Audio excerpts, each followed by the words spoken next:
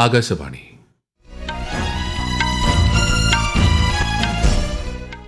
നമസ്കാരം. വാർത്തകൾ വായിക്കുന്നത് സുധിൻ സൈനുദ്ദീൻ.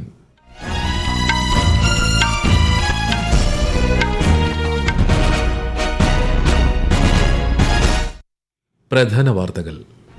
5 രാഷ്ട്രങ്ങളിലെ സന്ദർശനത്തിന്റെ ആദ്യപാദത്തിൽ പ്രധാനമന്ത്രി ഇന്ന് ഘാനയിൽ. Brazil, Argentina, Trinidad and Tobago, Namibia എന്നീ രാജ്യങ്ങളിലെ സന്ദർശനം ഈ മാസം 9 വരെ നീളും. ELI പദ്ധതിയിലൂടെ അടുത്ത 4 വർഷത്തിനുള്ളിൽ ജീവനക്കാർക്കും തൊഴിലുടമകൾക്കും 1 ലക്ഷം കോടി രൂപ നൽകുമെന്ന് കേന്ദ്രമന്ത്രി മൻസുഖ് മാണ്ഡവ്യ. സെനറ്റ് ഹാളിലെ ഭാരതാംബ ചിത്ര വിവാദത്തിൽ കേരള സർവകലാശാല രജിസ്ട്രാർക്ക് സസ്പെൻഷൻ. വൈസ് ചാൻസലർ അമിത അധികാരം ഉപയോഗിച്ചതായി മന്ത്രി ആർ ബിന്ദു.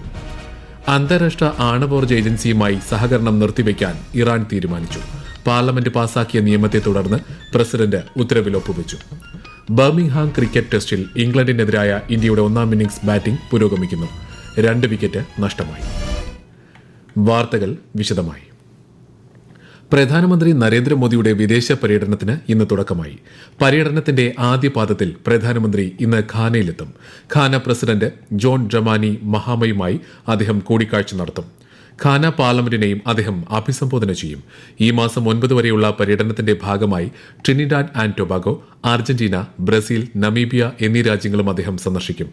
ബ്രസീലിലെ റിയോ ഡി ജനറോയിൽ ഈ മാസം 6, 7 തീയതികളിൽ നടക്കുന്ന ബ്രിക്സ് ഉച്ചകോടിയിലും ശ്രീ മോദി പങ്കെടുക്കും.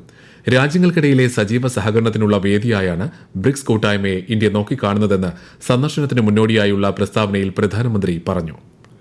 ഫിലിപ്പീൻസിന്റെ വിദേശകാര്യ സെക്രട്ടറിയായി നിയമിതയായ മരിയ തെരേസ ലസാരോയ്ക്ക് അഭിനന്ദനം അറിയിച്ച് വിദേശകാര്യമന്ത്രി എസ് ജയശങ്കർ. ഇന്ത്യ ഫിലിപ്പീൻസ് ബന്ധം കൂടുതൽ ശക്തിപ്പെടുത്തുന്നതിനുള്ള സഹകരണം തുടരുമെന്ന് അദ്ദേഹം സമൂഹമാധ്യമത്തിൽ കുറിച്ചു.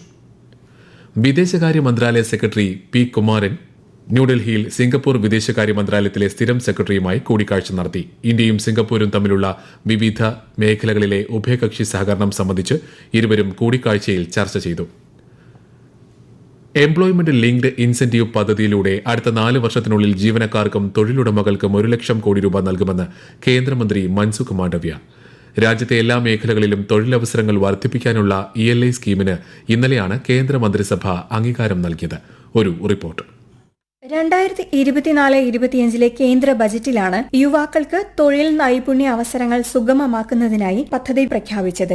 രാജ്യത്തെ തൊഴിൽ സാധ്യത വർദ്ധിപ്പിക്കുക, സാമൂഹിക സുരക്ഷ വ്യാപിപ്പിക്കുക, ഉൽപാദന മേഖലയിൽ പ്രത്യേക ശ്രദ്ധ കേന്ദ്രീകരിക്കുക എന്നിവയാണ് പദ്ധതിയുടെ ലക്ഷ്യം. കേന്ദ്ര സർക്കാരിന്റെ തൊഴിൽ കേന്ദ്രീകൃത നയത്തിന്റെ ഫലമാണ് പദ്ധതിയെന്ന് കേന്ദ്രമന്ത്രി മൻസുഖ് മാണ്ഡവ്യ ന്യൂഡൽഹിയിൽ മാധ്യമങ്ങളോട് പറഞ്ഞു. ELI स्कीम के द्वारा देश में जो यूथ नया जॉब में आता है उसको 1 साल में 2 किस्त में 7,500 रुपया DBT के माध्यम से उसके अकाउंट में डाला जाएगा. പദ്ധതി പ്രകാരം പുതുതായി ജോലിയിൽ പ്രവേശിക്കുന്ന വ്യക്തിക്ക് പ്രതിവർഷം 2 തവണ 7,500 രൂപ നൽകുമെന്നും കേന്ദ്രമന്ത്രി വ്യക്തമാക്കി. 2025 ഓഗസ്റ്റ് 1-നും 2027 ജൂലൈ 31-നും ഇടയിൽ സൃഷ്ടിക്കപ്പെടുന്ന തൊഴിലുകൾക്കാകും പദ്ധതിയുടെ ആനുകൂല്യം ലഭിക്കുക. ആദ്യമായി ജോലി ചെയ്യുന്നവർക്ക് സാമ്പത്തിക സഹായവും പദ്ധതി വാഗ്ദാനം ചെയ്യുന്നു. ഏകദേശം 2.6 കോടി അധിക തൊഴിലവസരങ്ങൾ സൃഷ്ടിക്കാനാണ് കേന്ദ്രം ലക്ഷ്യമിടുന്നത്. എല്ലാ തൊഴിൽ മേഖലകളിലേക്കും പദ്ധതി വ്യാപിപ്പിക്കുന്നതോടെ വിപ്ലവകരമായ മാറ്റങ്ങൾ രാജ്യം സാക്ഷ്യം വഹിക്കുക. News desk Akashvani. National Herald പത്രത്തിന്റെ 2,000 കോടി രൂപയുടെ ആസ്തികൾ കോൺഗ്രസ് പാർട്ടി തട്ടിയെടുക്കാൻ ശ്രമിക്കുന്നതായി എൻഫോഴ്സ്മെന്റ് ഡയറക്ടറേറ്റ്. ഇത് സംബന്ധിച്ച് കോൺഗ്രസ് പാർലമെന്ററി പാർട്ടി ചെയർപേഴ്സൺ സോണിയാഗാന്ധിയും ലോക്സഭാ പ്രതിപക്ഷ നേതാവ് രാഹുൽ ഗാന്ധിയും ഗൂഢാലോചന നടത്തിയതായി റോസ് അവന്യൂ കോടതിയിൽ ED വാദിച്ചു. അഡീഷണൽ സോളിസിറ്റർ ജനറൽ SV രാജുവാണ് EDക്കായി ഹാജരായത്. പ്രത്യേക CBI ജഡ്ജി വിശാൽ ഗോഖ്നെയാണ് കേസ് പരിഗണിക്കുന്നത്. സംസ്ഥാനങ്ങളിലെയും കേന്ദ്രഭരണ പ്രദേശങ്ങളിലെയും നഗര തദ്ദേശ സ്വയംഭരണ സ്ഥാപനങ്ങളുടെ അധ്യക്ഷന്മാർ പങ്കെടുക്കുന്ന ദേശീയ സമ്മേളനം ലോക്സഭാ സ്പീക്കർ ഓം ബിർള നാളെ ഉദ്ഘാടനം ചെയ്യും. ജനാധിപത്യവും രാഷ്ട്രനിർമ്മാണവും ശക്തിപ്പെടുത്തുന്നതിൽ നഗര തദ്ദേശ സ്വയംഭരണ സ്ഥാപനങ്ങളുടെ പങ്ക് എന്നതാണ് 2 ദിവസത്തെ സമ്മേളനത്തിന്റെ പ്രമേയം. ഹരിയാനയിലെ മനേസറിൽ സംഘടിപ്പിക്കുന്ന സമ്മേളനത്തിൽ ജനാധിപത്യ സ്ഥാപനങ്ങളെ ശക്തിപ്പെടുത്തുന്നതിനുള്ള മികച്ച രീതികൾ, നഗരഭരണത്തിനായുള്ള നൂതന സമീപനം, പൊതുവിതരണ സംവിധാനവും പൌരന്മാരുടെ ജീവിത നിലവാരവും മെച്ചപ്പെടുത്തുക തുടങ്ങിയ വിഷയങ്ങൾ ചർച്ചയാകും. ഈ വാർത്തകൾ ആകാശവാണിയിൽ നിന്ന്.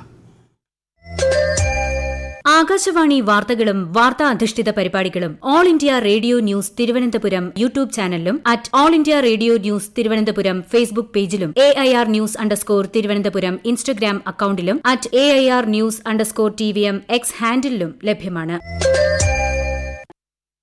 അന്താരാഷ്ട്ര ആണവോർജ്ജ ഏജൻസിയുമായുള്ള സഹകരണം അവസാനിപ്പിച്ച് ഇറാൻ. കഴിഞ്ഞ മാസം ഇറാൻ ആണവ കേന്ദ്രങ്ങൾ ലക്ഷ്യമിട്ട് US നടത്തിയ വ്യോമാക്രമണങ്ങളെ തുടർന്നാണ് ഇറാന്റെ നീക്കം. വിശദാംശങ്ങളിലേക്ക്.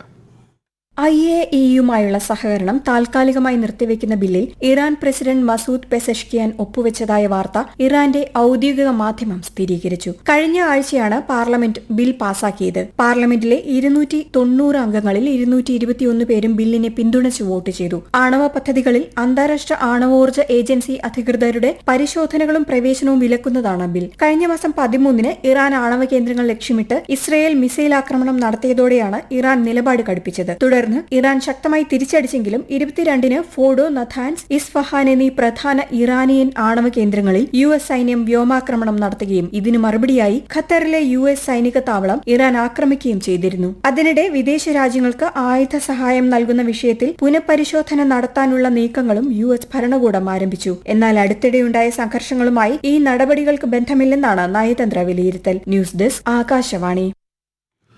യുക്രൈനു വേണ്ടിയുള്ള ആയുധ സഹായം ഭാഗികമായി മരവിപ്പിച്ച US. വിദേശ രാജ്യങ്ങൾക്ക് നൽകുന്ന ആയുധ സഹായത്തിൽ US ഭരണകൂടം നടത്തുന്ന പുനഃപരിശോധനയുടെ ഭാഗമായാണ് നടപടി. വ്യോമ പ്രതിരോധ സംവിധാനത്തിൽ ഉപയോഗിക്കുന്ന മിസൈലുകൾ ഉൾപ്പെടെയുള്ള നിർണായക ആയുധ സഹായമാണ് US മരവിപ്പിച്ചത്. അമേരിക്കൻ താൽപര്യങ്ങളെ മുൻനിർത്തിയാണ് തീരുമാനമെന്നാണ് White House deputy press secretary Anna Kelly പറഞ്ഞത്. രാജ്യത്തെ ഓഹരി വിപണികളിൽ നഷ്ടം. ബോംബെ ഓഹരി സൂചിക സെൻസസ് 288 പോയിന്റ് ഇടിഞ്ഞ് 83,410-ലും ദേശീയ ഓഹരി സൂചിക നിഫ്റ്റി 88 പോയിന്റ് നഷ്ടത്തിൽ 25,453-ലും വ്യാപാരം അവസാനിപ്പിച്ചു.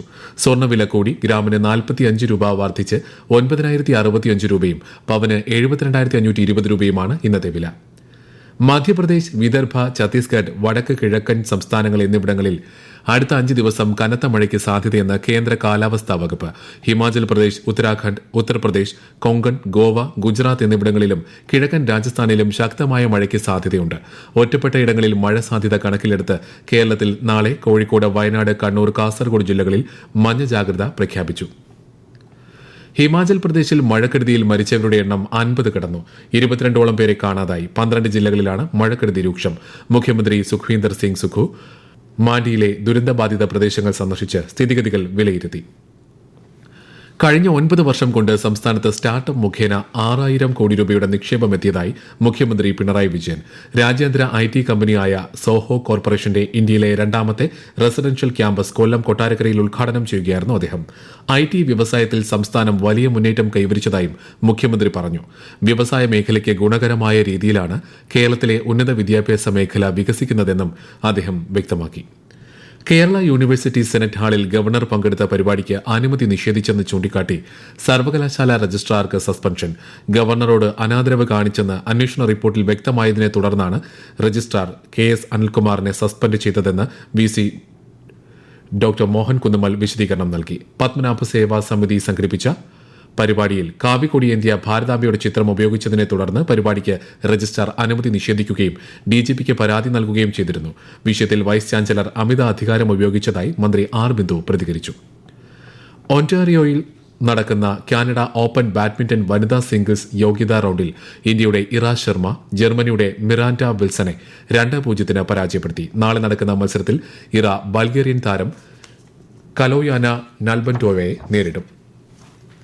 ബർമിംഗ്ഹാം ക്രിക്കറ്റ് ടെസ്റ്റിൽ ഇംഗ്ലണ്ടിനെതിരായ ഇന്ത്യയുടെ 1ാം ഇന്നിംഗ്സ് ബാറ്റിംഗ് പുരോഗമിക്കുന്നു. ഒടുവിൽ വിവരം ലഭിക്കുമ്പോൾ ഇന്ത്യ 43 ഓവറിൽ 2 വിക്കറ്റ് നഷ്ടത്തിൽ 154 റൺസ് എന്ന നിലയിലാണ്. പരമ്പരയിലെ ആദ്യ മത്സരത്തിൽ ഇംഗ്ലണ്ടിനായിരുന്നു ജയം. കേന്ദ്ര ജലശക്തി മന്ത്രാലയവും ശുചിത്വ വകുപ്പും യൂണിസെഫ് ഇന്ത്യയും സംയുക്തമായി ന്യൂഡൽഹിയിൽ ദേശീയ ഗ്രാമീണ ശുചിത്വ ശില്പശാല സംഘടിപ്പിച്ചു. കാലാവസ്ഥാ വെല്ലുവിളികളെ നേരിടാൻ പ്രാപ്തമായ ശുചിത്വ സംവിധാനങ്ങൾക്കും ഗ്രാമീണ ശുചീകരണ തൊഴിലാളികളുടെ സുരക്ഷയ്ക്കുമായി പുതിയ ചട്ടങ്ങൾ പുറത്തിറക്കി. പ്രധാന വാർത്തകൾ വീണ്ടും. 5 രാഷ്ട്രങ്ങളിലെ സന്ദർശനത്തിന്റെ ആദ്യ പാദത്തിൽ പ്രധാനമന്ത്രി ഇന്ന് ഘാനയിൽ. Brazil, Argentina, Trinidad and Tobago, Namibia എന്നീ രാജ്യങ്ങളിലെ സന്ദർശനം ഈ മാസം 9 വരെ നീളും. ELI പദ്ധതിയിലൂടെ അടുത്ത 4 വർഷത്തിനുള്ളിൽ ജീവനക്കാർക്കും തൊഴിലുടമകൾക്കും 1 ലക്ഷം കോടി രൂപ നൽകുമെന്ന് കേന്ദ്രമന്ത്രി മൻസുഖ് മാണ്ഡവ്യ. സെനറ്റ് ഹാളിലെ ഭാരതാംബ ചിത്ര വിവാദത്തിൽ കേരള സർവകലാശാല രജിസ്ട്രാർക്ക് സസ്പെൻഷൻ. വൈസ് ചാൻസലർ അമിത അധികാരം ഉപയോഗിച്ചതായി മന്ത്രി ആർ ബിന്ദു.